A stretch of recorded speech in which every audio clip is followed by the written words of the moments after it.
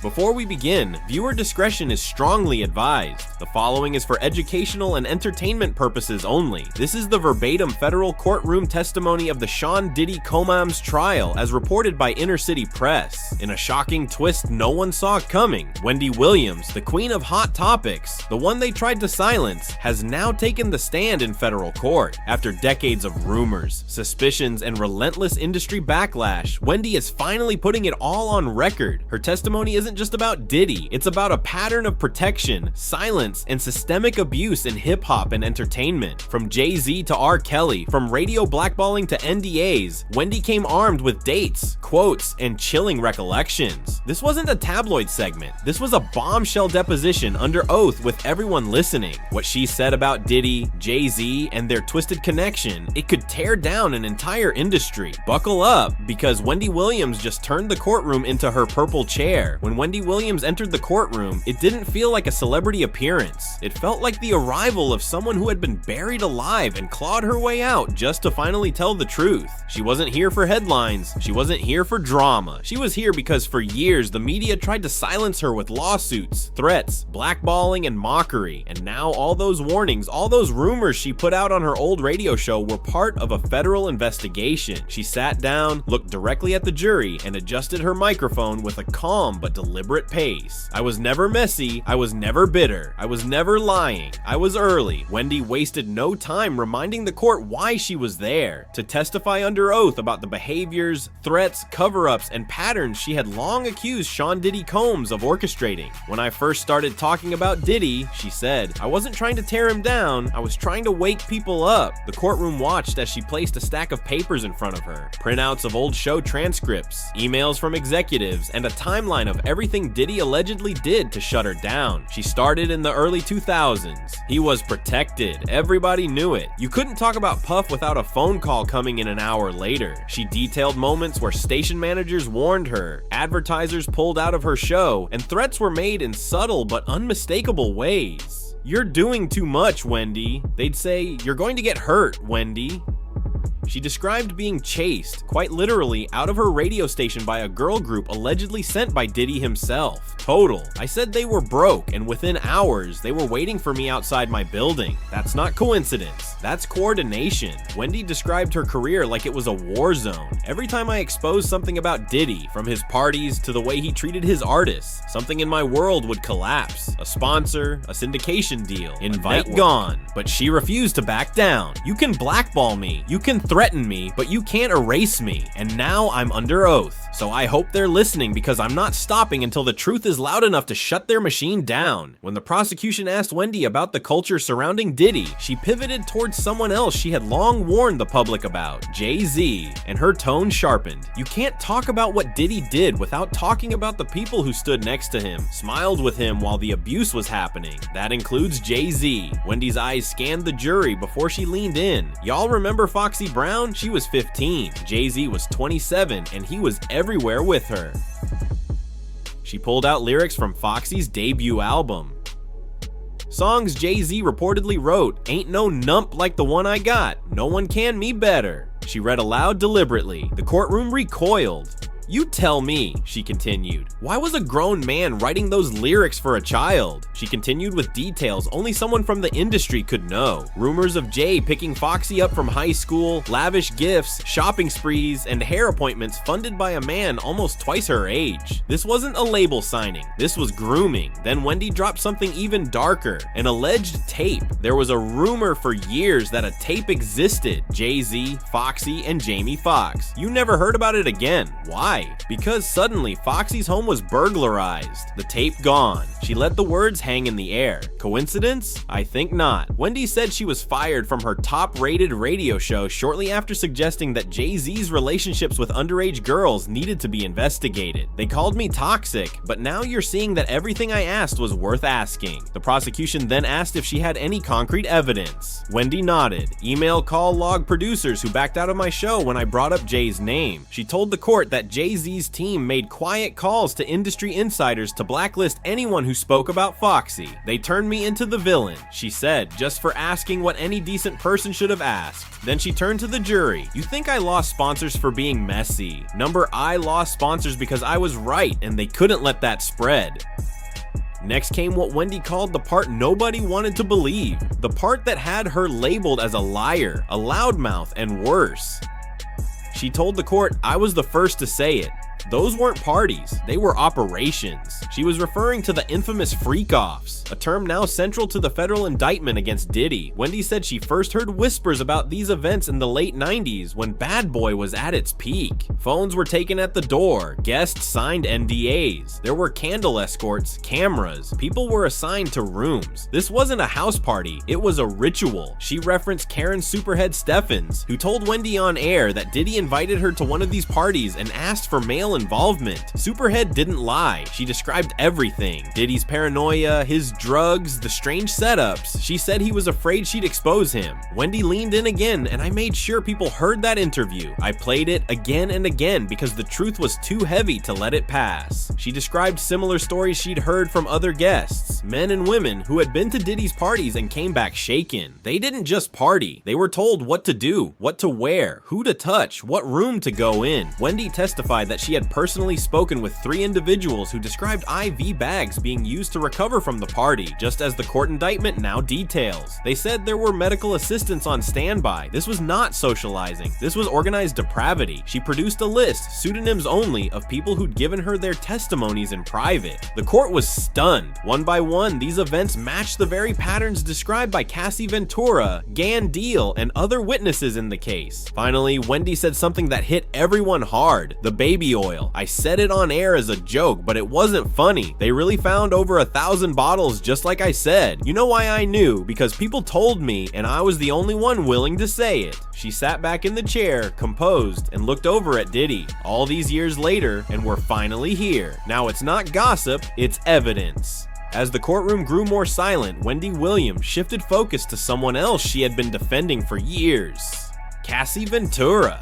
I said it back then, she declared, eyes never leaving the jury. Y'all were mesmerized by the diamonds, the music videos, the red carpets, but I saw a scared girl. I saw imbalance, and I said it on the air. Something about that relationship was off. Wendy testified that she had tried to warn her listeners as early as 2008 about the obsessive control Diddy allegedly had over Cassie. She was 19. He was pushing 40. That's not love, that's leverage. Wendy explained how the mogul's lifestyle, jets, private security, industry pull made it nearly impossible for Cassie to leave. I said it then, and I'll say it now. She didn't need a boyfriend, she needed a bodyguard. She reminded the courtroom of a clip she played on her show years ago where Cassie looked down during an interview and flinched when Diddy raised his voice. People called it nerves. I called it trauma, but nobody listened. The prosecution then entered into evidence a timeline of Wendy's broadcasts that paralleled Cassie's legal claims. I was told Diddy had access to her phones, that he'd show up at hotels unannounced, that he'd get staff to unlock her doors. She paused, and when I said that out loud, my show sponsors pulled the plug. Wendy then referenced a 2018 incident, the one where Cassie reportedly ended the relationship after Diddy allegedly forced his way into her home. That's not the first time he showed up uninvited. Wendy testified, people don't understand. When a mogul wants control, they don't need permission. They make the world rearrange itself for them. She gave the court a chilling breakdown of how these mogul dynamics play out: grooming, isolating, leveraging industry influence, and forcing the illusion of luxury as a means of obedience.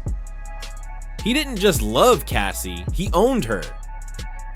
And when she broke the chain, she became dangerous.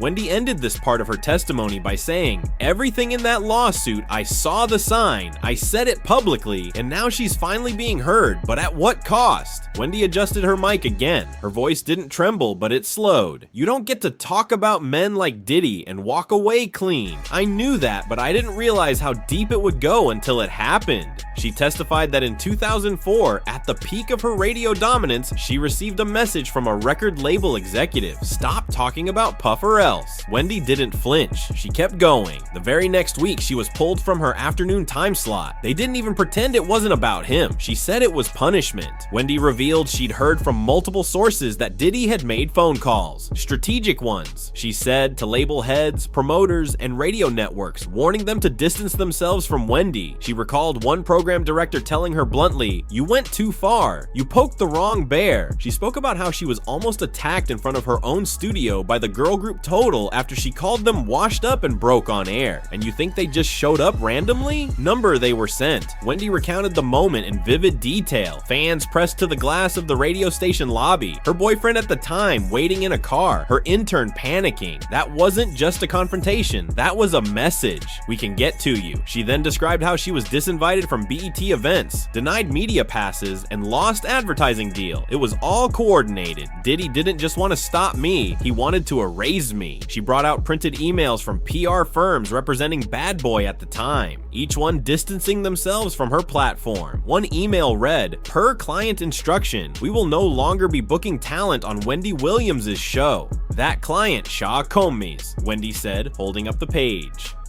"I wasn't the first to be blackballed," she added, "but I was one of the few who stayed loud about it." She turned to the jury again.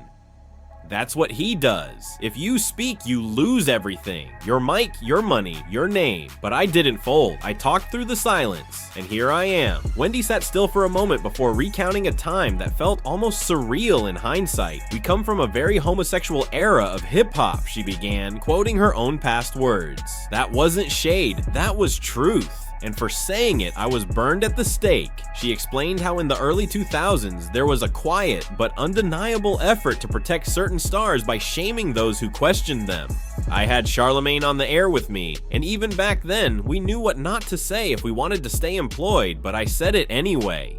She brought up her 2004 book, The Wendy Williams Experience, which was full of coded references and veiled warnings about Diddy, Jay-Z, and their after-dark lifestyles. People called it gossip, but now the government calls it evidence. Wendy then recounted a 2009 interview she did with former Bad Boy artist Mark Curry, who had just written Dancing with the Devil. He called Diddy the shadow that ruins people. I agreed, and suddenly that interview disappeared from the radio station's archives. She told the court that every time she tried to feature someone critical of the industry, Superhead, Gene Deal, Jaguar, Wright, she got pushback, emails, threats, even FCC complaints. They tried to shut me down through every angle they could. Then she dropped something that caught the court's attention. There was a list, not written down, but everyone in the industry knew it. A list of people you couldn't talk about, and when I broke that rule, I paid. She explained that her Hot Topic segments were constantly being flagged for review, that show producers were being threatened by talent reps, and that executives warned her off the record to back off. They said I was going to mess it all up for them, for the station, for myself. She paused. But now it's all messed up anyway, because the truth is out. Wendy's voice lowered as she finished this part. This trial is not the beginning, it's the end of a cover-up, and I want the jury to know. I've been sounding this alarm for 20 years. You all just finally heard it. As Wendy looked back at the courtroom, her tone shifted again. Sharper now, more precise. "You think this is just about Diddy?" "You're wrong," she said, locking eyes with the jury. "This is about the ecosystem that protected him, and that includes names you were never supposed to hear in a courtroom. Tyler Perry, Oprah Winfrey." A collective stillness fell over the courtroom. The prosecution asked her to explain, and she did with brutal clarity. "There's a list in Hollywood. Not one you'll ever see, not one you'll ever hold, but it's real. It's the list of people you do not cross, and if you do, you disappear." Wendy recounted the aftermath of her infamous radio segments when she exposed not only Diddy's parties and manipulation, but also called out how Tyler Perry allegedly blackballed her behind closed doors. "I had sources, real ones, producers, agents, and they told me flat out, 'Wendy, your name is being passed around. They don't want you touching certain topics. You're being labeled unstable.'" She explained that after her fallout with the Precious Team, a film both Perry and Oprah were heavily involved in, her access in the industry collapsed. "I went from getting invites to premieres to being wiped off the guest list. One executive told me, 'Oprah's people don't want you near her anymore.' That's power, and that power was used to protect people like Diddy." Then came a chilling story. Wendy testified that she confided in Oprah once privately about her own past trauma with abuse. She told me she respected me, that she'd never exploit that story, and then next thing I know, my abuser was on her show being interviewed while I was being blackballed. She continued, that wasn't just betrayal, that was retaliation. The jury looked stunned as Wendy laid it bare. They smiled with him, they took pictures, they stood beside Diddy while the rest of us were getting crushed for speaking out. And I know why, because they needed him for deals, for reach, for silence. She then revealed an email accidentally forwarded to her from a PR firm handling crisis communication for both Perry's studio and a Bad Boy affiliated brand. The subject line, managing optics, Wendy, Puff, Tyler. That was all it said, but that was all she needed. Wendy stared straight ahead. These aren't just isolated stars. They're a machine that feeds on silence and destroys anyone who dares pull the curtain back. By now, the courtroom had grown tense with every word Wendy delivered. Then came a moment that prosecutors later called a turning point. Wendy pulled out a thick file folder. This, she said, tapping the cover, is a collection of NDA email threads and internal memos that were never supposed to see the light of day. She clarified that she obtained them not through hacking, but from industry friends who had long since left the game. They were tired of watching women disappear, tired of seeing truth-labeled gossip. Wendy began reading from an NDA dated 2007, the name redacted, the language ominous. Subject agrees not to disclose any private gatherings, recordings, or interactions with Shaw Combs, his guests, or associates. Violation of this agreement may result in financial penalties and public retaliation. She slammed the paper down. Public retaliation. That's how deep it went. Next, she read an internal email from a luxury hotel chain. We have prepared the presidential suite with all requested amenities, including extra linens, candlelight lighting, and discretion measures. Mr. Combs' assistant will arrive for setup prior to guest entry. The date on that email, 2015. Cassie was still with Diddy. You think this was just celebrity partying? Wendy asked. This was a system. This was planned, funded, scheduled, and cleaned up. Afterwards, she revealed that she had evidence of payments made to publicists, talent managers, even bloggers, all to manage the narrative. One email instructed a writer to avoid any reference to recent rumors and instead push an article on Diddy's philanthropic work. Then came a photo, one that prosecutors presented to the jury. Diddy, Tyler Perry, and a media consultant known for her crisis sweep services, all standing together at a 2019 gala. They were smiling, Wendy said, smiling while women were getting paid to shut up and others were getting destroyed for not signing. She told the court that she too was offered an NDA. They wanted to shut me up, said I could have a syndicated TV deal if I agreed to move on from the topics I was covering. I said no, and I paid the price. The jury was silent as Wendy concluded the silence they bought cost others their freedom, their peace, their truth. And now it's all unraveling, one NDA at a time. As Wendy Williams reached the final portion of her testimony, she didn't break. She didn't cry. She simply sat with the weight of 2 decades of warning the world and being ignored. You see Diddy on trial, she said, her voice calm and controlled. But I see something much bigger. This isn't just about what he did, it's about who let him do it. She gestured to the defense table.